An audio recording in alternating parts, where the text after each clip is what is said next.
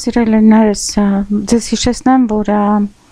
Վատիկան առաջին տիեզերական ժողովը, որը տեղի ունեցավ 19-րդ դարի վերջին, հիշեցրեց մեզ այն բանի մասին, որ հրաշքները կան, հրաշքները մեզ հետ են, քրիստոնյա զավակները միշտ ապրում են այդ հրաշքները, Քրիստոսի ներկայությունը կա, եւ նա ով որ ժխտում է իրական արդեն գրանցված հրաշքները, նրա վրա էլ անգամ եկեղեցին նզով է դնում, ինչու՞, որովհետև աթեիզմի եւ հյումանիզմի եւ բնապաշտների եւ հեթանոսների միակ նպատակը իրենց կյանքում դա է, որպեսզի իրենք ժխտեն, որ Քրիստոսի հրաշքները գեր բնական սուտ են, սուտ չեն, ես կարող եմ ասել, որ ամեն մի քրիստոնյա ով հայտնություններով դարձի է եկել, ինքը տեսել է շատ հրաշքներ, եւ հա ես այստեղ ձեզ վկայում եմ արդեն 30 տարի սիրելիներս։ Ահա դուք տեսնում եք Նյու Մեքսիկո նահանգի Սանտա Ֆե այս եկեղեցու քաղաքի եկեղեցին, որ կոչվել է Լորետոյի վանք, եւ դա փաստորեն կուսանած մենաստան էր, եւ իրենք կառուցել տվեցին այս իրենց վանքը, եւ ահա բանն այն է, որ այդ ճարտարապետը սխալվել էր, եւ ահա ուղղա հայաց ուրեմն տեղեր միայն շատ նեղ, եւ երկրորդ հարկը, որտեղ պետք է լիներ խմբերքը, այնտեղ հասանելի չէր, եւ քույրերը շատ տանջվեցին, որպեսզի հասկանան, թե ինչ կարելի է անել այս պարագայում, եւ ահա ճարտարապետները հավաքվեցին եւ որոշեցին, որ դա անհնար է, տեղ չկա, ուրեմն վերևի հարկը հնարավոր չէ օգտագործել։ Եվ ահա հանկարծ մի օր գալիս է մի ծեր մարդ իր գործիքներով եւ ասում է, որ թույլ տվեք ես փորձեմ սարքել։ Ահա նա գնում է եկեղեցու ներսը եւ սկսում է աշխատել։ Քույրերը նայում են եւ ահա կարճ ժամանակից հետո այդ ծեր մարդը պատրաստում է այս զարմանահրաշ այս աստիճանները եւ պատկերացրեք անհետանում է, չեն հասկանում թե այդ մարդը ով էր, ինչ էր անունը, չկարողացան անգամ հասկանալ ուր է, որպեսզի վարձատրեն, այդպիսի մարդ չկա, պարզվեց որ ամբողջ շրջակայքում։ Եվ ահա երբ որ մասնագետները նայեցին այս Լորետոյի վանքի 360 աստիճանի պատտվող սպիրալաձև սանդուղքները, որը փաստորեն կառուցվեց 1878 թվականին, մնացին ապշած, որովհետև իրենց անհասկանալի է, թե ինչ ճարտարապետությամբ սա արվեց, եւ ահա ամբողջ այս ճկվող փայտա ոչ մի կտրվածք չունի եւ այն այս բավականին բարձր աստիճանները սյուներ չունեն հենման եւ նաեւ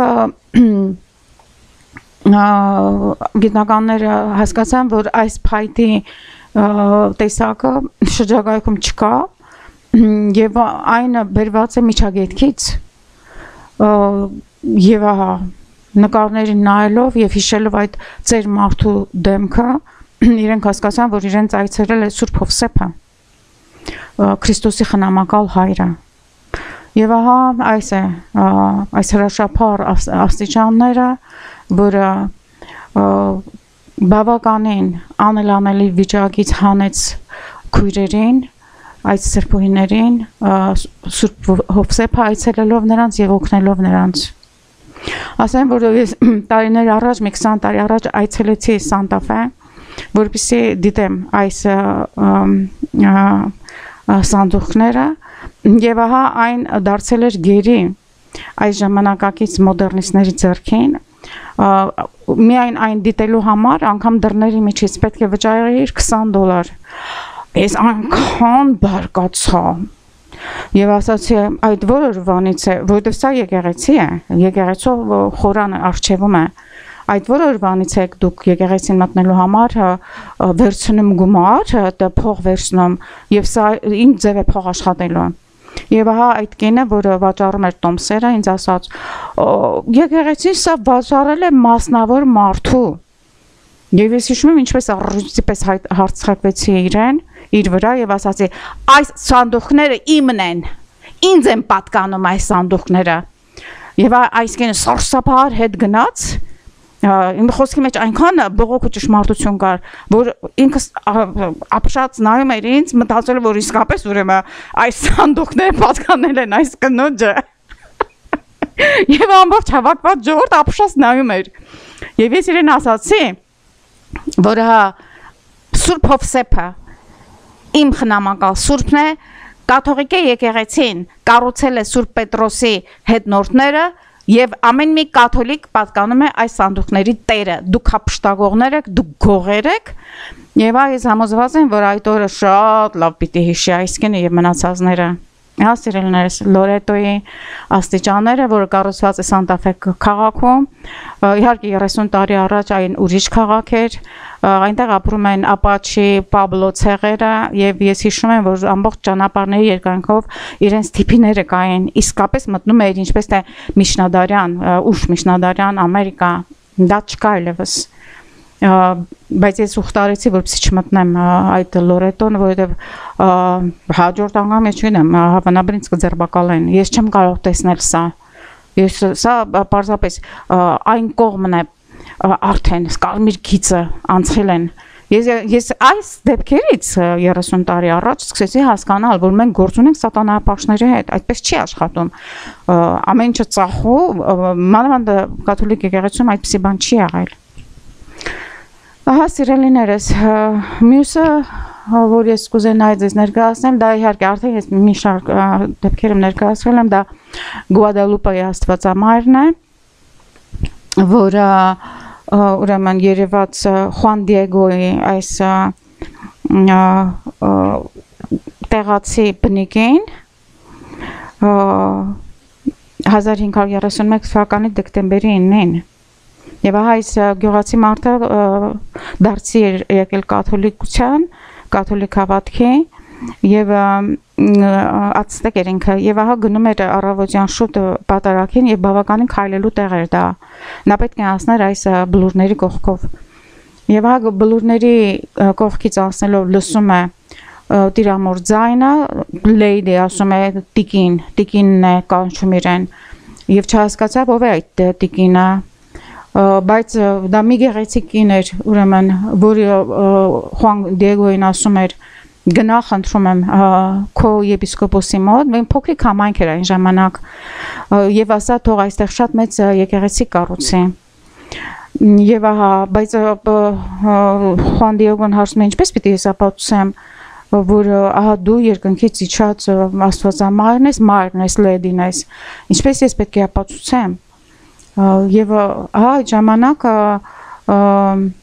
թեպետ եւ ձմեռ էր Աստվածամայրը հավաքում է ներքևի սարալանջից վարդեր, ծաղկած վարդեր եւ դնում է Խուան Դիեգոյի թիկնոցի տակ եւ ասում է ահա այս վարդերը կտաս իրեն քո եպիսկոպոսին եւ նա կհասկանա Բանն այն է, որ այս եպիսկոպոսը Իսպանիայից էր, կարծես Զարոգա իր անունը, թե ինչ չեմ հիշում, եւ նա իսպանական այս կաստիլյան վարդերը շատ էր սիրում, իր հետ բերել էր Մեքսիկո այս կաստիլյան վարդերը եւ հենց իր եկեղեցու բակում միայն իր եկեղեցու բակում կային այդ կաստիլյան վարդերը, որոնց փաստորեն օրինակով Աստվածամայրը այդ նույն վարդերը դրեց Խուան Դիեգոյի թիկնոցի մեջ եւ երբ որ Խուան Դիեգոն ներկայացավ եւ ասաց որ հա տիկին այսպեսի բան է ասում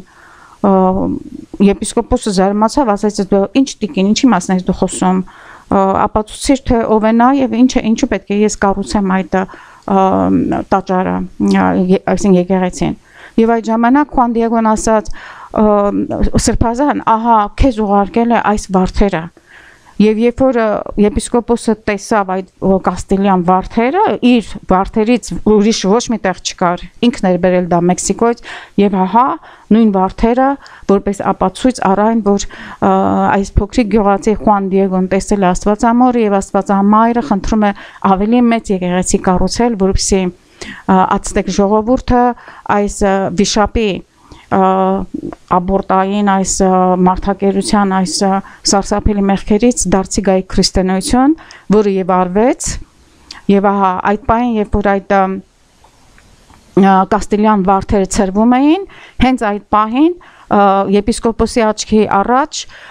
Սան Դիեգոյի Խուան Դիեգոյի իհարկե հիմա Սան Դիեգոյն է ասում Սուրբ Դիեգո Խուան Դիեգոյի այս թիկնոցի ներսում պատկերվեց այս նկարը որը հրաշալի մի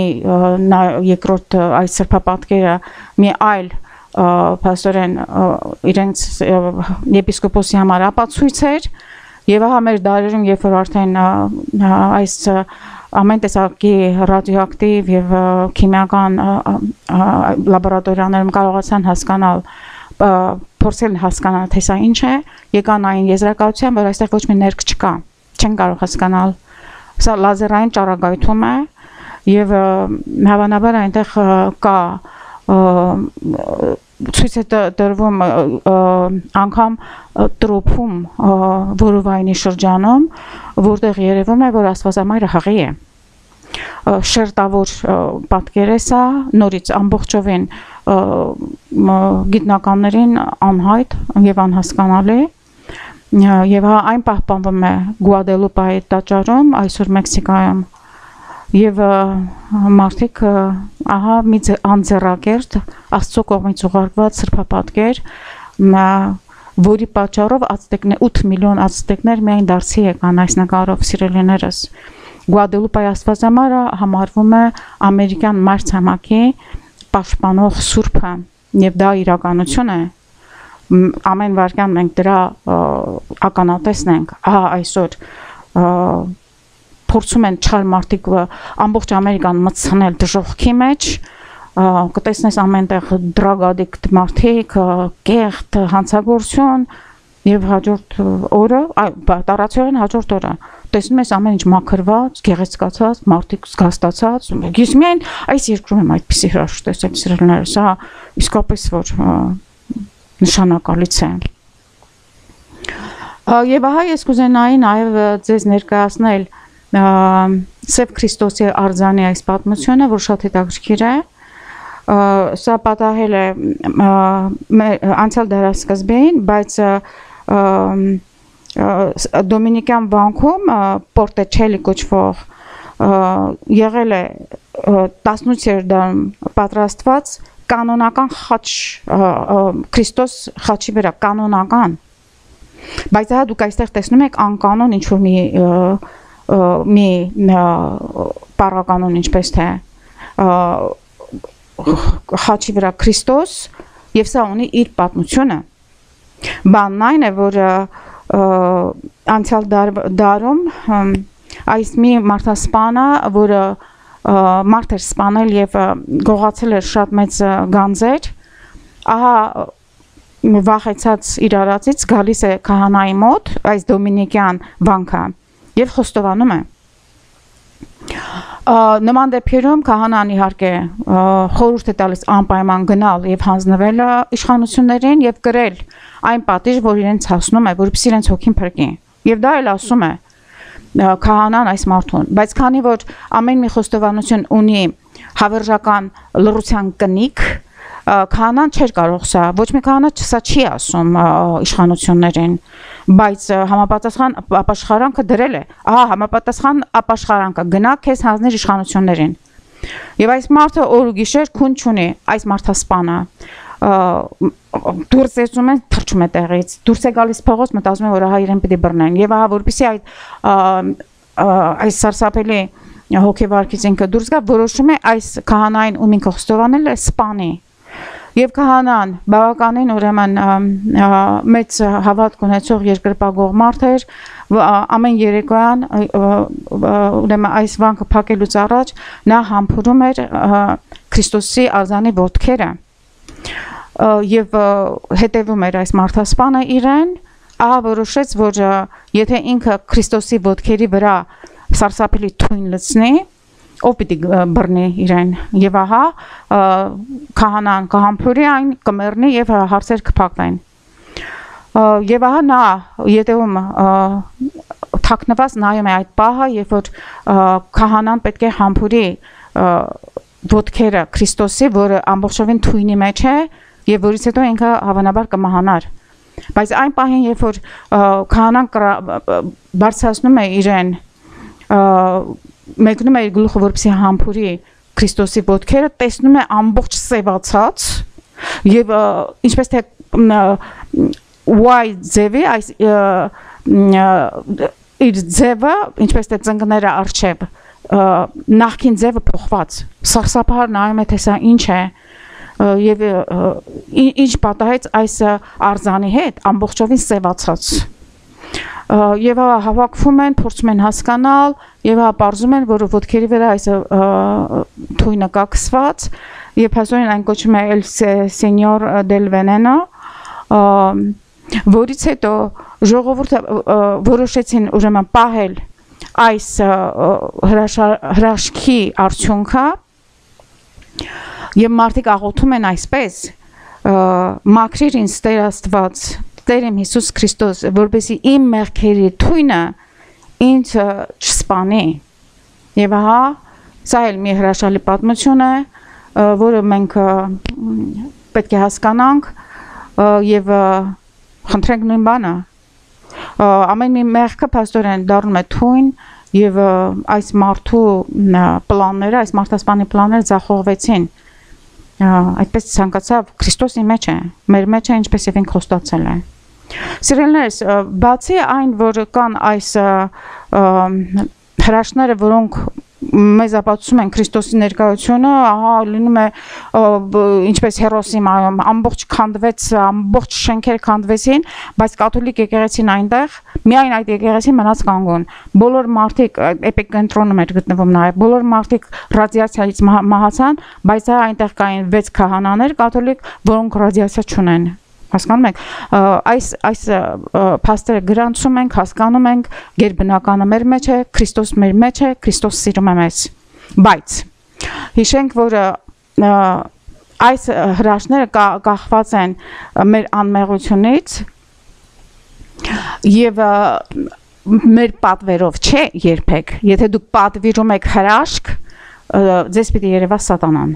Ահա այսպիսի փաստորեն այսօրվա կեղծ հրաշքներից մեկն է այս եվխարիստական իբր թե հրաշքները, որտեղ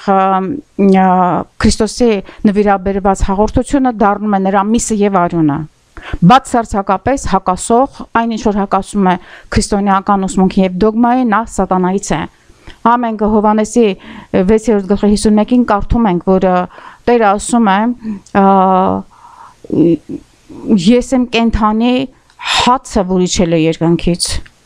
կենթանի ապրող հացը, այսինքն մենք ոչ թե հաղորդության մեջ տեսնում ենք նրա միսն ու արյունը, մենք մարդակերներ չենք, այլ հաղորդությունը ըստ դոգմայի ներկայացնում է ամեն մի մասի մեջ, ներկայացնում է Քրիստոսի հարուցյալ ամբողջական մարմինը, դրա համար է ասում, ով ինձ ընդունի, հաղորդվի ինձ հետ այսպես այս հաղորդության զոհաբերությունը, որը գալիս է Աբելի զոհաբերությունից մինչև Մելքիսեդեկ, որը հատուկ կերպար է Աստվածաշնչի մեջ, ով նվիրաբերում էր Աստծուն հաց եւ գինի, եւ դա վերջին ընթրիքին Տերը փաստորեն ներկայացրեց այս մեր նոր ծնունդը իր մեջ, այս միստիկ խորհրդով եւ այսօր դուք կտեսնեք արյուն ծորող սրբապատկերներ, բոլորը դևից են, ձեր սիրտը ձեզ պետք է ասի սիրելիներս, անձնական հրաշքները դա մարդու կյանք արժեն, իսկ հրապարակային հրաշքները ունի շատ մեծ մեսեջ, շատ մեծ պատգամ, որ դարերով ինչպես տեսնում ենք 16-րդ դարից, այս ամեն ինչ աչքով տեսնում ես, շոշափում ես, հասկանում ես, դավանաբանությունն է հաստատում, քո մեջ հավատն է ավելացնում, Բայց այս բաները սատանայի ձեռնազություններ են։ Նորից մենք մարդակերտներ չենք։ Քրիստոսի հաղորդության խորհուրդը ունի իր հարության խորհուրդը, որը փաստորեն այնինչ որ դոգմային դեմ է, ուրեմն սատանայից է։ Ասեմ նաև որ անձնական եթե ձեզ ասեն ես տեսա Քրիստոսին, այն այդպիսի բան չկա սիրելիներս, դուք հիշեք որ ամեն մի իրական հայտնություն Աստծո ներկայությունը քո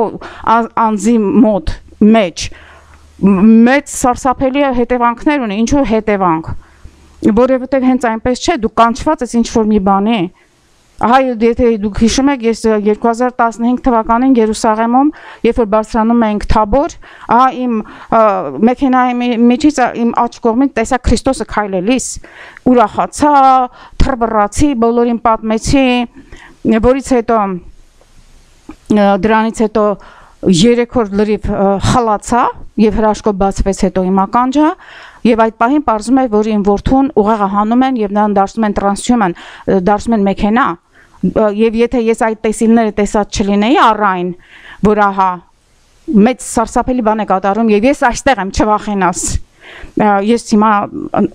վաղուց խելագարված կամ մահացած կլինեի սիրելիներս տեսնում եք ինչպեսի մեծ սարսափելի տարապանքների խաչին գնալով Աստված մեզ հետ է կամ ասենք սարսափելի ես աշխատանք արեցի նարեկը թարգմանելու իրական թարգմանություն առանց մոնոֆիզիտայս ոչիլների որ դրել էին նարեկի մեջ թարգմանեցի անգլերեն եւ հաճախապատումը որ 1700 տարի ոչ մեկը չէր թարգմանել ահա ես մեծ աշխատանքով 8 ամիս կոմպյուտերի վրա գիշեր ցերեկ առանց քնելու բառիզբոնի մաստով թարգմանեցի նաեւ հաճախապատումը գրափարից աշխարհաբար եւ ապա նաեւ անգլերեն եւ ահա 3 ամիս ես կույր էի բառիզբոնի մաստով ես կուրացա 3 ամիս բժիշկները չէին հասկանում ինչ է աշխարհից առաջահայտ լույսեր էին վառվում եւ տանը նստել եմ ես 3 ամիս այս վերջին 2 ամիսը սկսվեց լավանալ աչքերս եւ ինչն է դրա պատճառը իրենք ասում են որ գերհոգնածությունից աչքերի չորություն է ունեցել որը հետևանք է սրա հետևանք է նրա բայց ես գիտեմ որ այդպես չէ երբ որ մարդը իրապես ծառայում է ջրում է այն սերմը որը պիտի ծլի իրապես կատարում է աշխատանք սատանան այնտեղ է վրեժ լուծելու սիրելիներս եւ հիշեք որ իրական ծառայությունը Քրիստոսին այսպես թե այնպես ուղղակիորեն կամ անուղղակիորեն դա մարտիրոսություն է եւ պետք է պատրաստ լինեք դրան